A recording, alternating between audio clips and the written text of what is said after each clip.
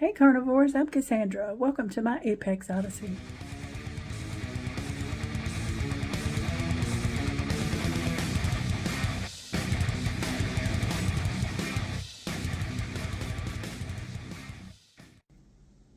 Hey everybody, I'm going to share with you a recipe that I came up with called smoked butter bites. As far as I know, I didn't see this anywhere before. It's nothing profound, so it may have been done before. I'm not saying it's never been done before, but I found a way to do it.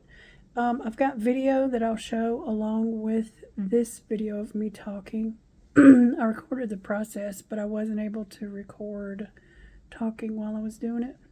So the first thing you do is brown some butter. There are tons and tons of videos about how to make browned butter, and you just basically start with your quantity of butter, put it in a pan, and cook it on low, stirring pretty regularly until it gets brown, caramel color or a little bit darker. You don't want to go too dark because then it'll taste burnt. But that's step one. You brown your butter, and in this recipe I used 8 ounces of the Irish butter that I got from Aldi. So 8 ounces of browned butter. To that I added an equal weight of bacon grease. Now I've done the recipe before, and in that case I measured out equal amounts. I did 12 ounces of butter and 12 ounces of bacon grease because I have bacon grease up, have half a gallon of it in the refrigerator. But in this case I was cooking my weekly bacon, so I just poured the bacon. As I was taking my bacon off the pan, I would pour the bacon grease into the butter, and then I would fill up my pan again and stick it back in there. So I didn't measure, I didn't weigh the bacon grease at this time. It was probably close to equal amounts, but it was the fat drippings from 3 pounds of cooked bacon. So I stirred those together. I scraped off the bacon flakes that were left in the pan and put those into it so that I had a really so to have the materials for a really crispy layer in there. And this butter that I got was salted. I haven't seen any. Normally I buy unsalted butter, but I haven't seen any of that Irish unsalted butter at Aldi. Previous recipe that I made, I used unsalted butter. So I put maybe half a teaspoon of smoked salt in there to give it a little bit of extra smoky flavor. It's kind of weird how it worked though.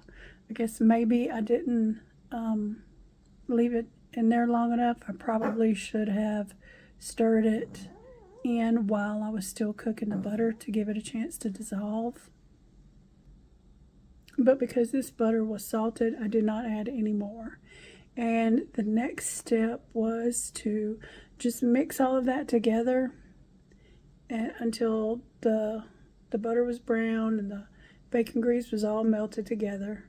And then I poured all of that into a square metal baking pan. You pour it into whatever you want, but it needs to be something that you can sit in the fridge.